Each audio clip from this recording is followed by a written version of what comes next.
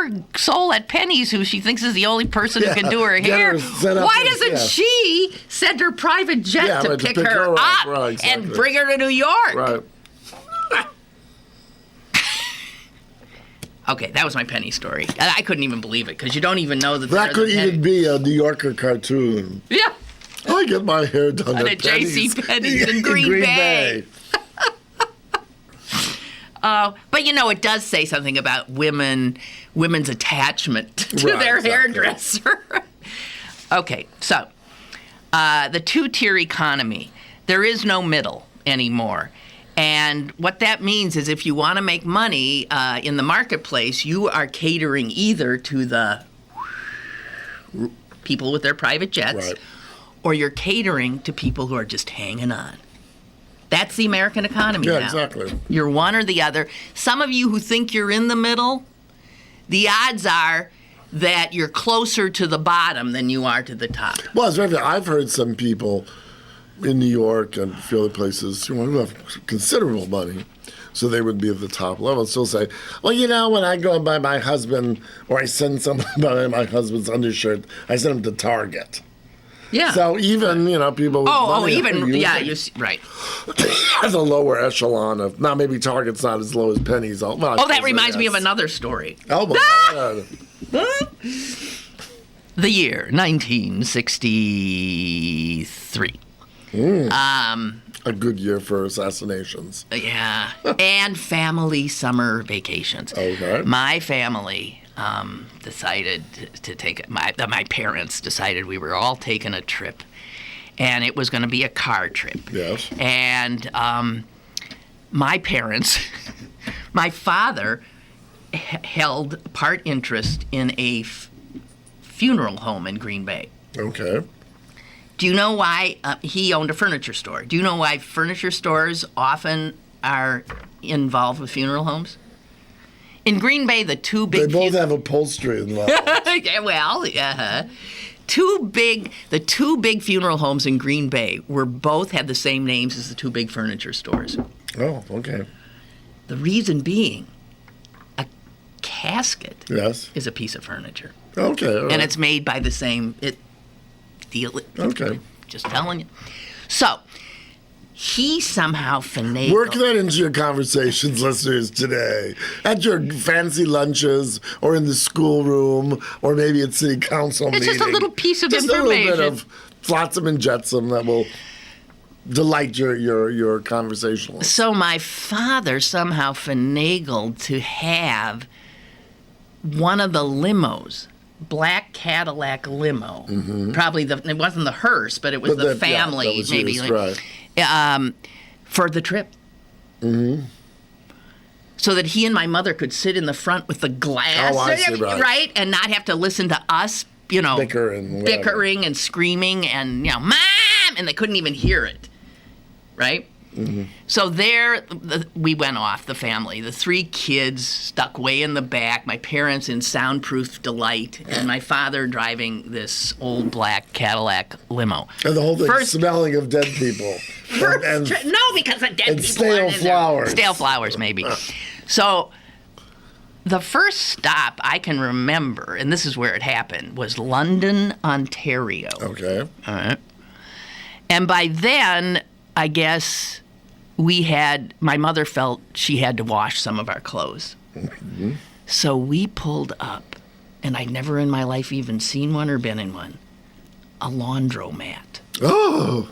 Well, because we had our own washer. Darling. Well, no, we had our own washer and dryer at home. But you didn't see one on the street? Well, I might have seen one. When the first Bush didn't know about it. But I'd never been in one. Didn't know about it. You remember that? Okay, but I'd never been in one. Zebra stripes. Oh. I'd never been in one. Okay. She had never been in a laundromat. Oh, the white glove. Believe me, done a lot of time in them since. But when a drunk night going inside the dryer and being turned round and round, right? Do you know my cousin tried to talk me into doing that I do. in Chicago? Yeah. One of those Green Bay girls. I've heard of you. Well, anyway, go on. So I just want to say, this picture of a Cadillac limo pulling up to a laundromat, and people it struck. I remember at the time, it struck me a me little incongruous. As totally incongruous. Okay, where was I? Back here. Well, that's it? There's no more to the story? No, it was just the idea. I'm that's sorry. That's a shitty story. Oh, is it? There's no punchline. Oh, I'm sorry. The picture in my head. I thought your mother was going to do something like that. Take the car to go to Skaggs to get quarters. Oh, pardon me, in the perfect corner. I need some quarters for the laundromat. That's as bad as Mrs. whatever her name is, the Green Bay hairdresser. Okay. Here's one possible punchline from that. Oh, okay. Event. Give me a guess. Okay, the whole vacation was hastily put together because my brother was in the midst of a puberty attack, and he had the hots for Ellen Hickok, the cheerleader. Yes. And my parents didn't handle this our sexuality coming of age very well. We're desperate to get him. Shiksa. Exactly. We're desperate to get him out of Green Bay. So my brother is always really focused on. He was so pissed. So the whole time I'm in the back with him. Yeah. We were just fuming. We're not talking to anybody. It was just the most god awful trip. No, he was having dirty thoughts of he was 15. Hickok's pudendum. Yes, right. No, it was her boobs. It was her boobs. The boobs. So he has always said... Ellen Hickok. Is she still alive? Yes, she is. Ellen Hickok, are you still alive? Are your boobs perky? Ellen Hickok, in fact, my brother did not attend his 50th high school reunion. Mm-hmm. So my mother went, and it was... Well, that's bizarre. Oh, she had so much fun. She had a riot. And everybody there went nuts when she showed up. And Ellen Hickok came up to her, and the two of them finally got it out. Right. Mom said, "I'm so sorry, Ellen." And she said, my mother now says, "She's such a lovely woman." Yeah, she's 70 now. No threat. Thrice married. Okay, so my brother has always said that the funereal aspect of the trip was so fitting that we were in this, this like hearse-like car because the trip was really about burying his sexuality. Oh my God. Of course he's a university professor. Well, yeah. I buried my sexuality as we crossed from Detroit into New Hamilton or whatever that city is there in Canada. Oh, man. So that was slightly better, huh? Yes, that's better. Okay, thank you very much. Slightly better. And Not A+, but it was better. And I told my mom, since my 50th is coming up, that she's my date. Oh, I'm taking her. Life of the party. And you know what? There's a picture from it that I saw. Frankly, she looks better than a lot of the... A lot of the shiksas.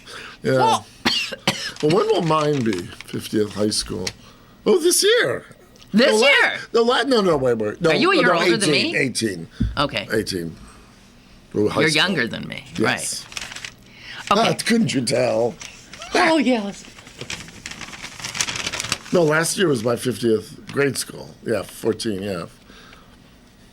You graduated from grade school? 19. Did you have a ceremony? Yeah, of course. We did too. You're a little off your game today, aren't you, Miss Cullen? Or on it. You no, have I no think idea. Off it. Don't you think? Do you remember the song you sang? I don't think we had one. We had one. It was written by the students. Oh, my. Would you like to hear a rendition? Oh, let's, please. It is the most horrible song you will ever hear in your life. I doubt that. And it was a hot song at the time. Oh, yes, they were always covers. Moon River. Oh, okay. Right? Oh, I could beat you on that one. Okay. Here we go. The name of my school, it was named after a French priest, explorer, who first took the Fox River and found Green Bay in like 1610 or something. I don't know what. His Father Claude Alloway. Okay. So my school was Alloway School. Farewell to thee, ooh, ooh, dear Alloway, ooh. we bid thee farewell today. We entered here in 54. And leave you now in 62. I'm not done. All right. Happy memories we'll take with us. Now, this is supposed to be the melody of Moon River? Yeah, isn't it? No, I would never. Oh, it's not Moon River. It's not Moon River. I see. To keep alway till our last day. Here's the singer. Right. So farewell to our alma mater and to our faculty too. That was pretty terrible. And it's okay, so it's not Moon River. What is it? I have no idea what that is. You have a tin ear. Oh, the falling leaves. Oh, yes, okay. The autumn leaves drift by my window. The autumn leaves of green and gold. Red and gold. All right. Okay. So, do you remember yours? Well, no. We didn't have a school song, but I remember when in my 7th grade, we celebrated the pastor, Father Paul Sabota, who was a jerk, his 60 years or something like that in the priesthood. And it was about his life from a boy in Wisconsin to being this 6-year-old priest. But what it turned out was there was a similar priest who a nun in Wisconsin had written this musical about. And every class had a sort of episode of his life to create. And I remember our grade did Sunbonnet Sally and Overall Jim, but I won't go into that because he grew up on a farm. Okay. But I remember the final one was to, let's see, remember it was, I just remember the chorus. We join our voices in singing your praise.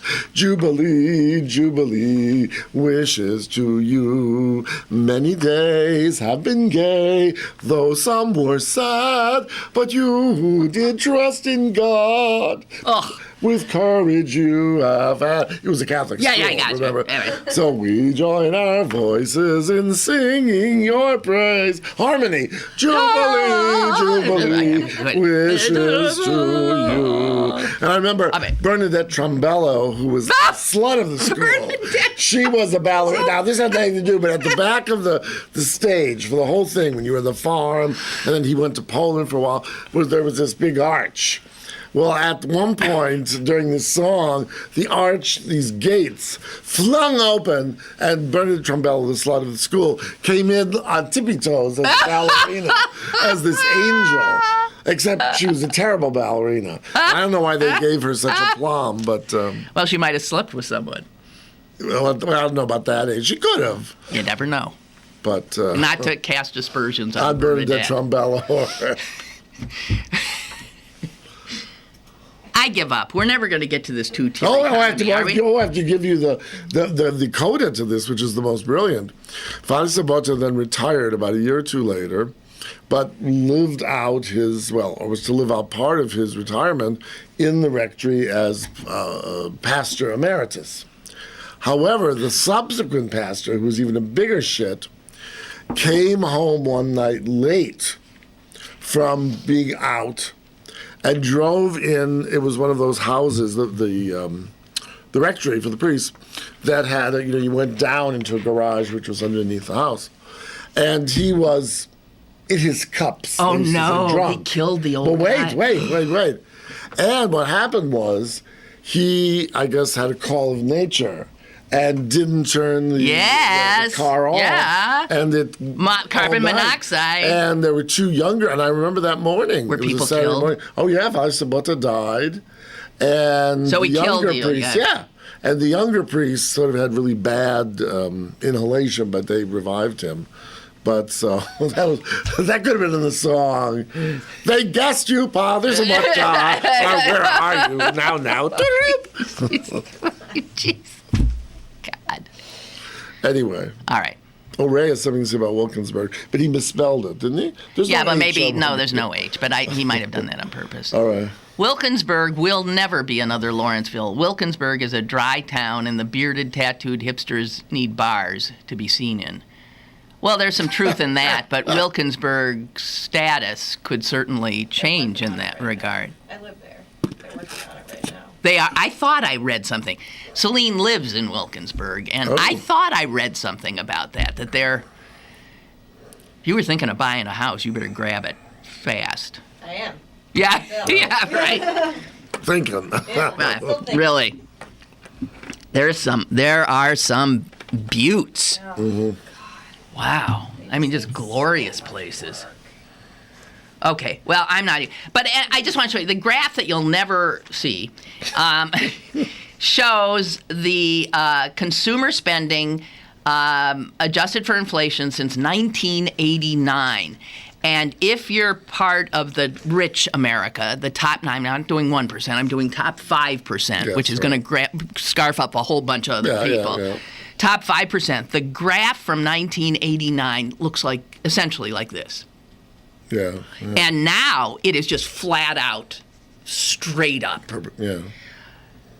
The other 95%, this is how America's going down. The other 95% of households since 1989, there's this slight effort to come up, and in the last few years, it's just... like a Pilates graph. Really, not good. Not good, No, guys. not good. And unsustainable. Which is why you have Mitt Romney now, apparently on the campaign trail, and his issue is the struggling middle class and what we can do. And so he's talking about economic, the fact that there's this that the Republicans are going to run on that economic issue. Well, they're dragging out these. It's like Italy in the 147 governments they've had since the Second World War. They keep dragging out the same people. Yes, Romney again, right. and then that total horse's ass Palin, who is totally gone off the she's just the deep end. She's comic relief. Yeah, but they're dragging these out again. Please. Really? At least give us some new fodder for jokes, not these old. I swear I had some. What? Well, I see yellow all over the place. I know, but that's not. But I was looking specifically I see. for something I cannot find. Oh, I see. Dang it! If I can only remember what it was. I really don't need the paper. But it was in there. It was. It was just a little item. I see. And it's often those little items that are the more... That get you going. Yeah, like that prunes. are the more interesting. On the economic front, and another thing about what's in store for most of us in the coming years. It was in the business section of the New York Times, something called the Uber-ization, God help us, of work. And I didn't see that. Well, you don't wanna. Oh. So the business model of Uber is you don't have any employees. Right. Right? Like UPMC. Right, exactly. You just have these essentially independent contractors who set their own hours. Right. They use their own cars. Right. You don't have to, Uber doesn't have a fleet of cars. Uber doesn't have employees. Right. And yet, everyone who's betting thinks they're going to be just huge. And others... Well, what seems, though, that's other than the legal stuff, there has been some question on, is the right amount of insurance being maintained by these various cars? Do they have the right training? Yeah, but the other one, though, where I remember this came up in the Times the other day when there was a portent of that, huge snow, which never happened, in New York at least. Whereas they thought because of that little glitch, which I never knew about until recently, whereas Uber can just decide all of a sudden if they think it's going to be a busy night, they just raise the tariffs. Well, yeah, right. they have no set. Right. It's supply and demand. Well, but also I think that was, like in New York, you could always get, it was cleaner and all that. But it was usually faster and cheaper. But someone wrote, I think this was the Times, where they were going from New York to Brooklyn Heights, which is not, especially later at night, is not a long, you just go under the tunnel. Yeah. They charge, this normally would be, I think, a $21 with yellow cab in New York.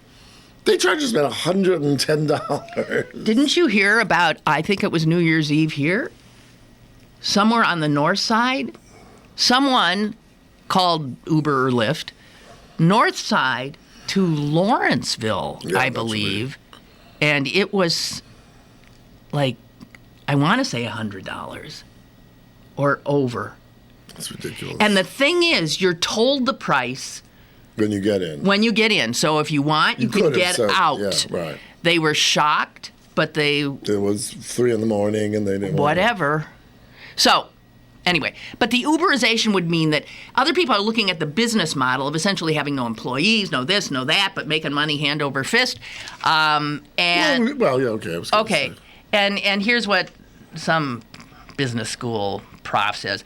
I think we are defining a new category of work that isn't full-time, but is not running your own business either. Something maybe we could call the on-demand economy, so that Americans will increasingly, I want something, and there'll be a business that will, provide it. And there'll be wheat years and there'll be chaff years. Yeah. Hours or days. So this professor, she goes on to just say, so you may end up with a future in which a fraction of the workforce would do a portfolio of things to generate income. You could be an Uber driver, an Instacart shopper, an Airbnb host, and a TaskRabbit. Now, I know what all those things are except for the TaskRabbit. Well, but these are all on-demand stuff. Like, let's say... You have something to do, you call someone. Well, that's it. Like, whereas richer people would have had staff. Yes, okay. Or as they say in Pittsburgh, who does for you? I always thought that was the What? most... Oh, you haven't heard that one? That very waspy thing. Meaning, who's your staff? Like, in other words, I remember once someone said this to me when I first arrived here, my car was acting up. And, oh, shit, I have to go and drop it off, at the dealership or whatever. And this person said to me, this lady, oh, Tom... But who does for you? Meaning, who does your, errands? Yeah. Who picks up your... Who shall we deal with in this? Yeah, well, who does for you? Who does for you? Yes, it's a very waspy thing. But that's what it is. It's sort of like, pick up the kid, pick up the laundry, go... And then in New York, they have these ones, buy your boyfriend a gift, and someone will take care of that. Go take the dog to the vet. I mean, they go from the most sublime that's to the most true. ridiculous. No, I know. So they say this Uber-like jobs, Uber-ization, is the logical culmination of the economy and the tech revolution. It actually makes a lot of sense. But that the new virtue in this economic and technological age is efficiency. Yeah. Right? Yeah. And so, but here's the downside. Yes, what's the downside? And we get it from Robert Reich. Oh, yes. Okay? He says, nonsense, utter nonsense. This on-demand economy, here's what it means. Yeah. It means a work life that is totally unpredictable, right, that doesn't pay very well, Depending. and is terribly insecure. Oh, yeah, Most people would rather have good, 9 to 5 well-paying, regular jobs, right. and that's what's disappearing. Well, no, I mean, I don't know. Well, even I can speak to that now, working for myself. You're doing piecework. Yeah, a lot now. And you're constantly in the middle of a project. You're trying to secure the next one, and so you can't be someone who's nervous about feast or famine because it's always that way. But I could see sometime in terms of like the what did you call it, the gopher or whatever that job. Let's say I was going to Europe on Saturday, and I had a whole bunch of stuff to do. To be able to farm and that just out say, to somebody. Pick them up, and then, let's say I didn't have a car, hire a car for the day and do all my errands. Right. And someone would just wait, and I'd run in and out. That's very efficient. And that person gets the wages. And I don't think that's stupid at all, because what it does do in certain ways, it totally gets rid of bureaucracy. But if somebody's not a self-starter, where are they in that economy? Yeah, well, that's sort of like no. That was I remember. And you don't get insurance. You don't get benefits. No, exactly, you don't have paid leave. You don't have. Well, that to me is a very interesting thing. When people talk about Pittsburgh before the steel crash. I mean, I wasn't here, but I remember there was a mini steel crash in Chicago and other places like that. But it was that whole notion of all these employees, working class, a lot of them uneducated. But the point was, I'll take care of you. And I remember there were things. I remember one of my father's cousins years and years and years ago. I remember I was home from college. And he was there, and this cousin visited my father and this guy were both retired at that point. But he was talking about, I don't have any problems. I went to the doctor today, the eye doctor, and I had the eye thing. And he said, Bob, with your policy, what was the company? I can't remember. Doesn't matter. One of these big companies, John Deere or something like that. He said, you can get 3 pair of eyeglasses a year. Let's just get 3 of them. Yeah, I know. And so it was incredible cradle-to-grave security, right? Exactly. And on everything. Well, there's no security now. Well, exactly. None. And so it's very different. So this whole entrepreneurial thing, you have to be willing to sit around. Some people have that ability and others don't. No. And this new world we're creating is going to be a bitch for the people who used to have a solid income. I do think there was fear, like, when the turnover happened with Pittsburgh, because you have these people who were sort of in their late 40s, some younger, and they felt they weren't retrainable. Some were, some weren't. But I think in terms of with younger people, you're going to find more of them enabled because of just computers and we'll see. And all this. God bless them. Not that everyone is going to become God help them. business, but let me tell you, they're going to have a much harder road than we had. Well, probably. Yeah, well, definitely. And I feel for them. Celine, I feel for you and all of your generation.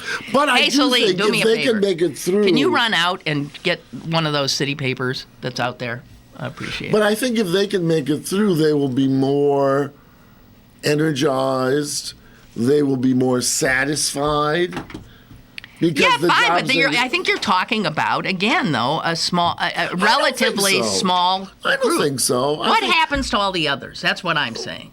But I think where are those people? No. But think about it. As opposed to, like, I was the first person in my working class family that went to college. Now almost everyone goes to college. I think the kind of people, I'm not saying they're all geniuses and smart, but I think there's more people who are willing to be more fluid. People waiting now to their. It's not willing to be. They have to be. There's quite a difference. Wanting to be too. People waiting till their later 30s to get married and have babies. I think that's all about flux as opposed to. No, it's about economics. And that's all it's about. They're agree. Paying off their damn student loans till they're blue in the face. They have no money. Part of it, the other thing that article said about the haves and have-nots is no one's even building what used to be called a starter home anymore. Oh, no, because there's true. no market. Right. That's true. Because, it used to be. Yeah, I mean, my parents had this. They had a little home. You're married in your 20s because you can afford a home. Right. You went to. No, all of it's gone. Okay, so I just asked for this because here's the cover. It's Bill Peduto. And Margaret writes, Bill Peduto's sketch on the front cover of City Paper makes him look like Hitler. No, it doesn't. I don't think so either. Margaret, you need your prescription refilled. I don't think so, Margaret. No, it doesn't look like Hitler at all. Oh, well, I guess she means the shadow which you see if it's right in front of you. Oh, if you look. Sort of looks like yeah. So if you. What do they call them? Cookie dusters? Is that what they call them? That little kind of mustache. Was that the name for them? I don't think it's a cookie duster. There was a name for it. But yeah, so if you.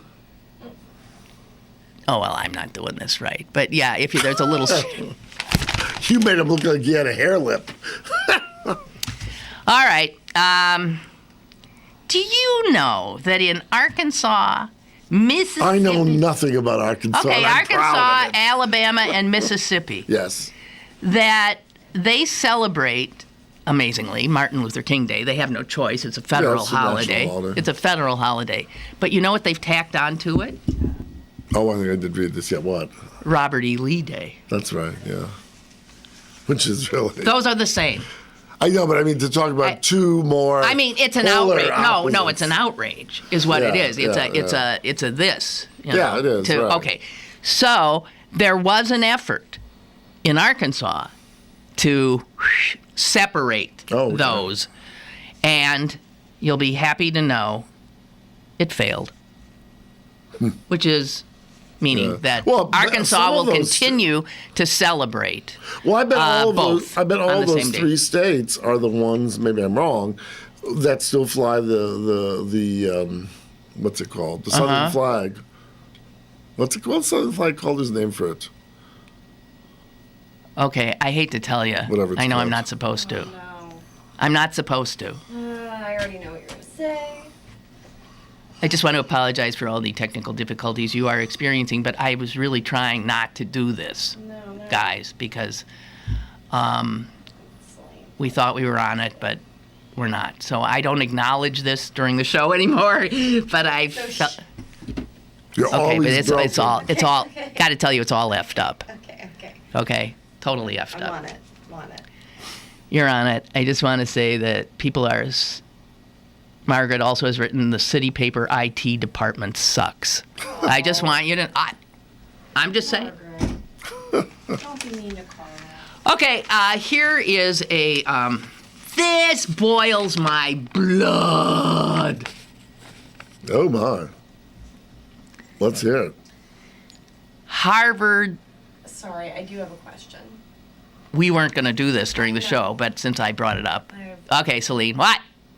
What did she say was happening? All right. Do you want to hear the... I Sorry to all those you listening on a podcast. This will end right after I just read this quick Margaret thing. very often just... No, says the this is header. not Margaret. This is I Henry, see. and believe me, we've heard from others. I'm wondering if she's delayed. No, because the video feed was not working earlier. I was listening to the audio feed, says Henry. Okay. From 10 to 10:30, the audio feed was just fine. Right. Then it stopped.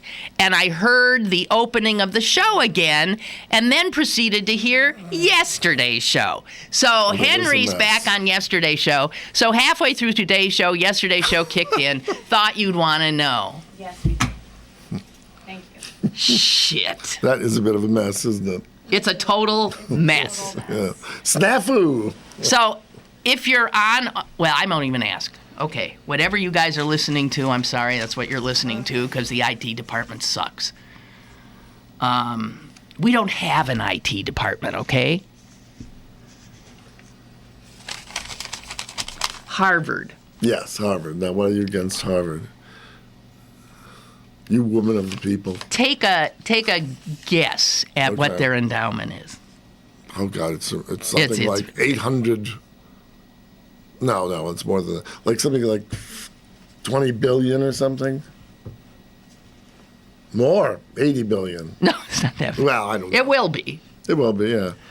Okay. 46 billion. No, 36. Okay. Okay. Harvard has, get this, $36 billion it's sitting on. Okay?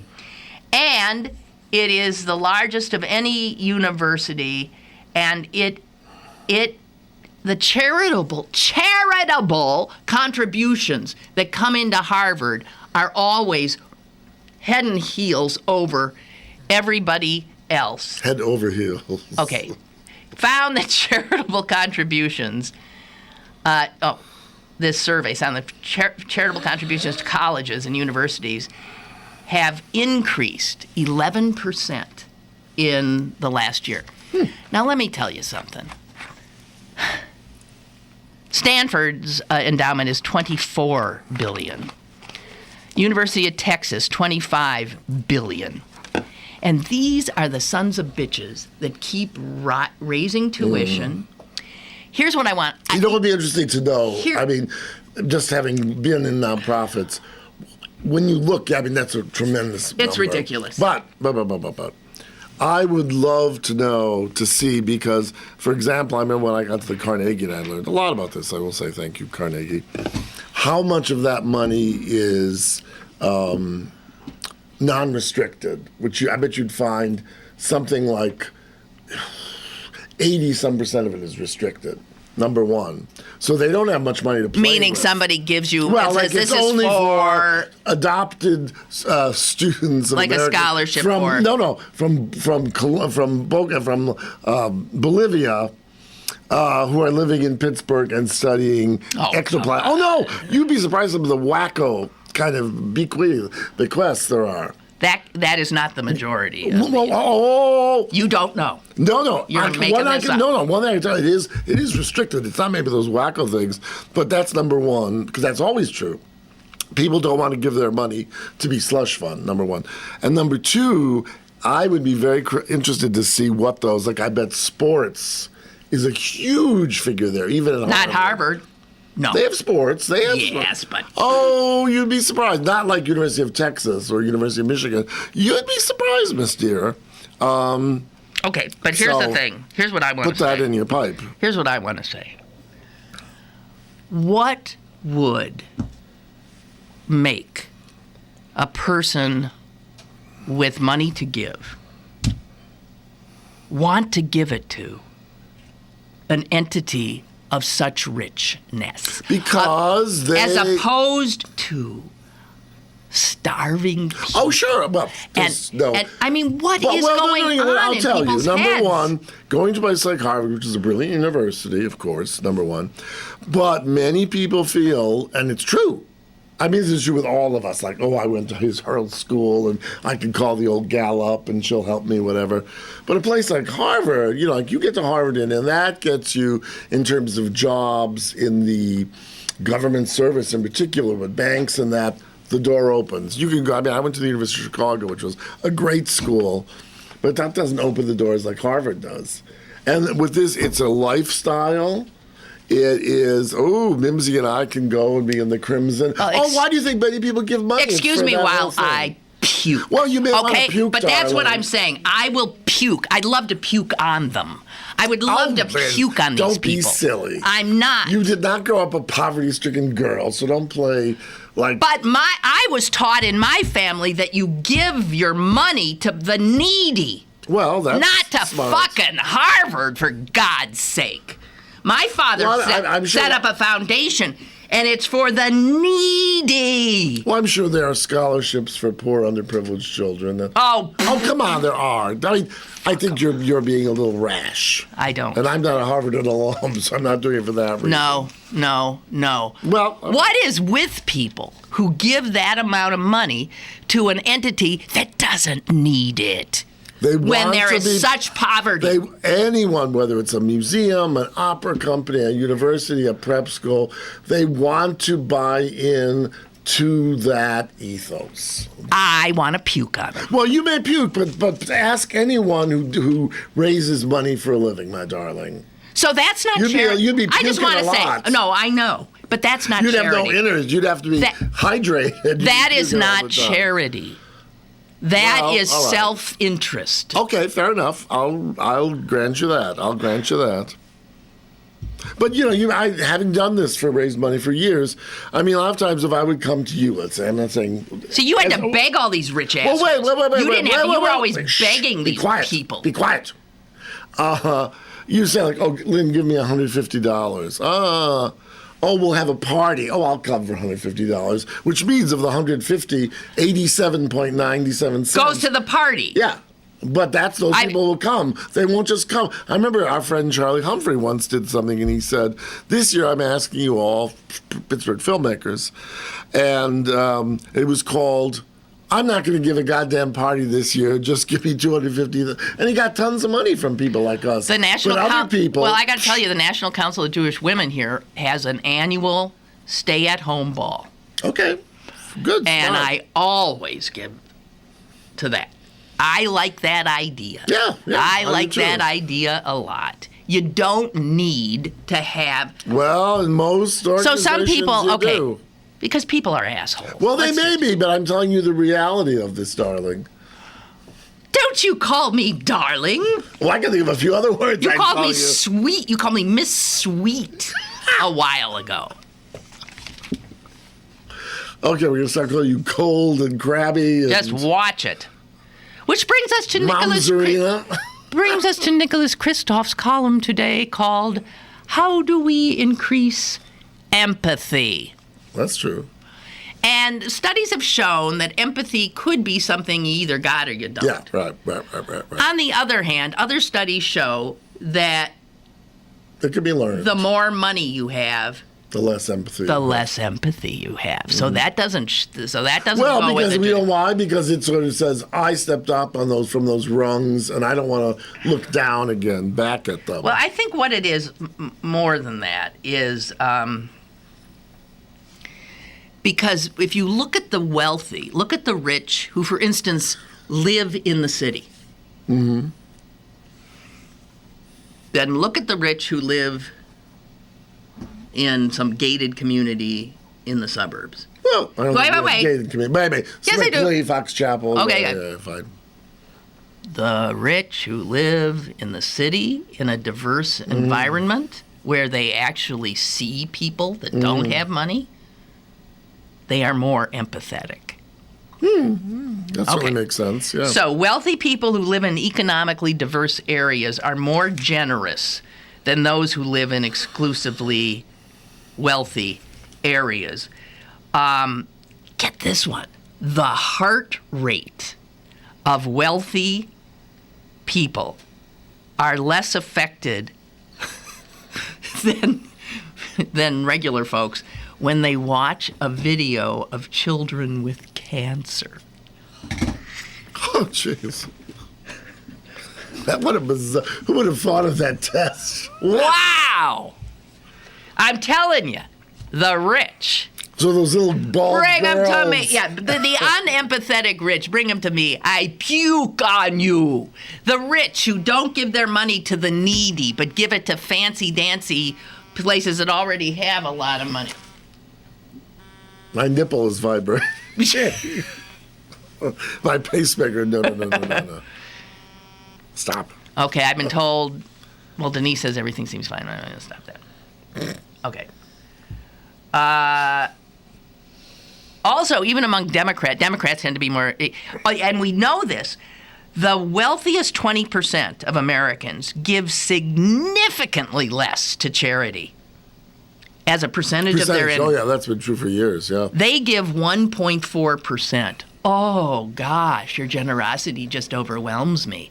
While people who hardly have the poorest 20%, the lowest of the low, you know what they give in charity in relation to what they got?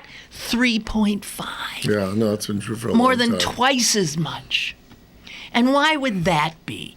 They part with money they don't even have. You know why? Because they know people suffer. The rich, especially the rich that pull away, that want to be just with rich people. So they give to the endowments and they give to the opera so they can go to all the right places and be seen in all the right places.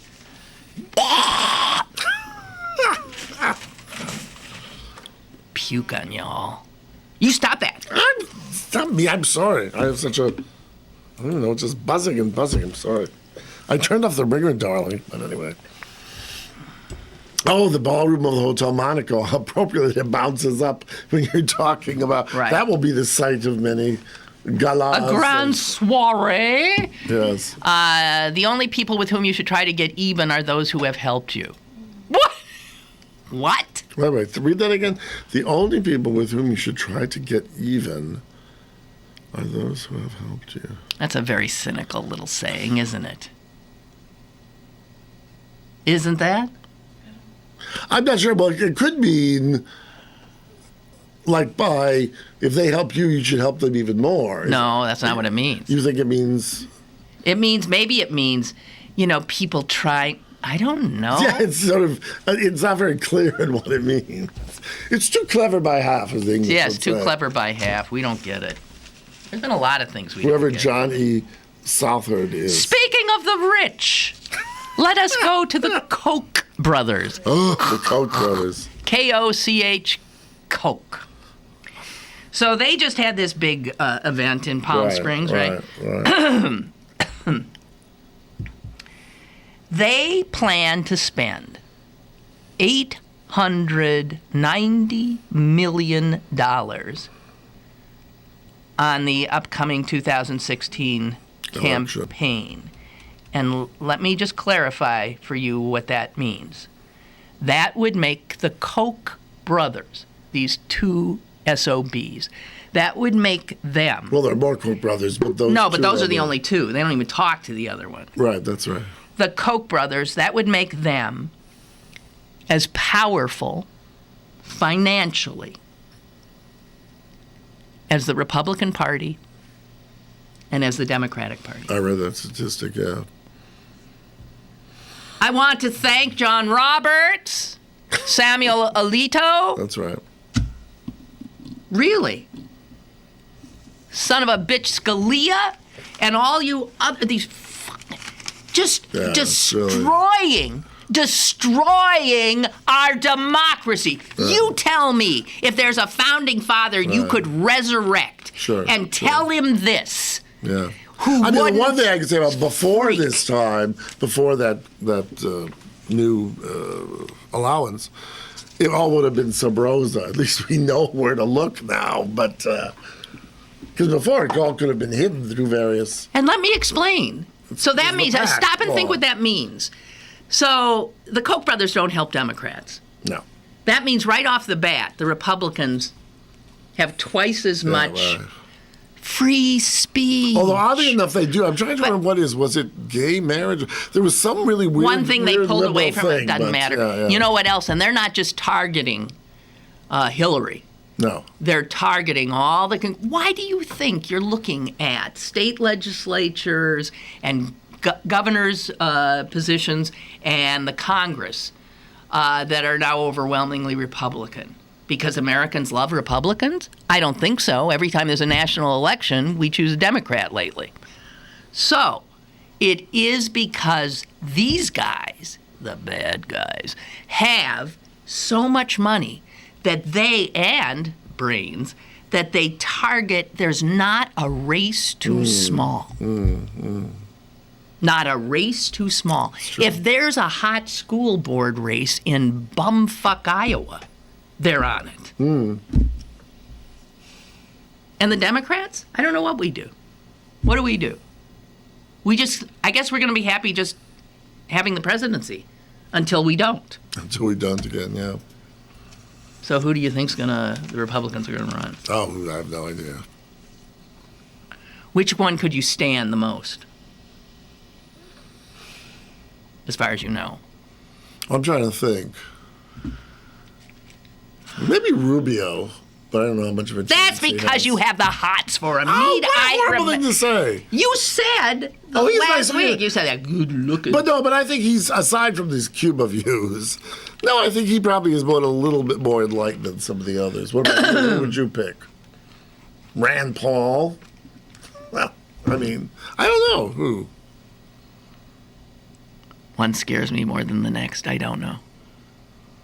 Bobby Jindal. Oh! I know. He's really awful. Of all of them, the one who I think might be the most sober and reasonable has the wrong name. Oh, Bush. Yeah, he's the least crazy of the three Bush. Yeah, right. But and given the fact that he has a Latino wife, given the preponderance of votes. I remember his father famously saying when he was president. My little brown daughter. He was pointing out his grandchildren or saying something, and he said, "And the little brown one." Well, you know what that made me think of? Do you remember that famous movie? And I know he didn't mean. He didn't mean it, but still. What was I going to say? What was that famous movie by? What's a woman's name about Texas? Giant. Oh. And in it, the governor has his son marries a Mexican girl. Oh, yes. I do remember I can't remember who the son was. Rock Hudson was the governor. And this is also with James Dean and Elizabeth Taylor. Yes. And I can't remember who, The little brown one. Marries the little brown one. But it was the same sort of thing. Yeah. Speaking of that, I was noting my son's self-portraits through the years, and like his first one in preschool, and it's of such a happy little face. I mean, he's drawing himself as so happy till, and this is fascinating, till he gets sort of to about the age of 9 or 10, and then there's no more smiles, and his skin gets very dark. So he uses a really dark brown crayon to do because it's probably when face. Kids started to notice. Well, but also because he was always the only one. He went to a school where there were black kids and white kids, he was the only. Well, yeah, but I'm saying for one. little kids don't necessarily notice. They don't notice. Or if they say something, they don't mean it in a racist way. Well, he did because he felt he was so different. Oh, okay. Because he said to me once, he said, "Mommy, why do they say white and black?" He said, "None of my black friends are really black, and none of my white friends are really white." I said, "Well, that's true, honey, except," and then I named this kid who I think thought of as so white. He was like, he looked like a ghost. And Sam said, "Oh, yeah, right." So we did come up with one white one. But it's interesting. I mean, I never would have seen that except that I was putting them together. No, but I bet you anybody at the age of 11 or whatever he starts doing that. I'm sure because then racism starts. Or he became more aware. But right? I'm sure it was because somebody said something. Yeah. Right. Because I'm sure it wasn't that he was so proud of it at that age. I don't know. But I do know that, he encountered a lot of crap, which made him he wasn't old sort of enough fiercely, yet. It made him fiercely sort of say, "I'm brown." Oh, good for him. Wow, that's great. Yeah. And I think he used to say, "I like being different," he would say. Good for him. Well, I hope he really meant it. I think he did.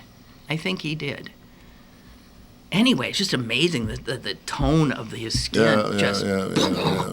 And the smile's gone at the same time.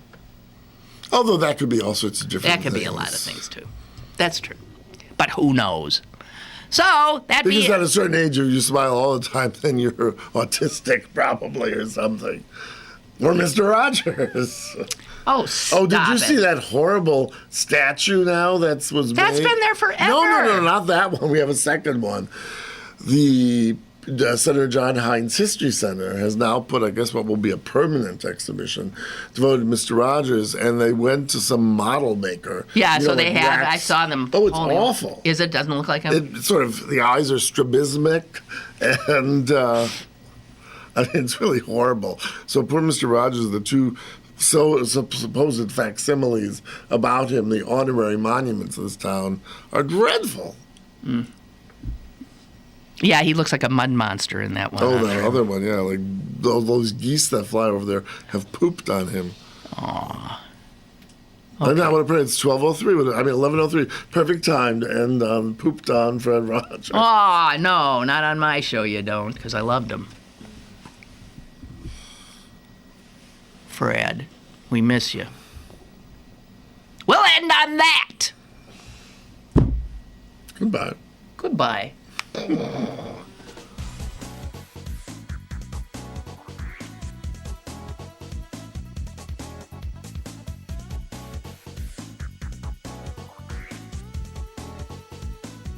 Lynn Cullen Live, Monday through Friday from 10 a.m. to 11 a.m. and archived at pghcitypaper.com. The opinions expressed on Lynn Cullen Live are those of the host and do not necessarily reflect the viewpoints of Pittsburgh City Paper, Steel City Media, and its advertisers.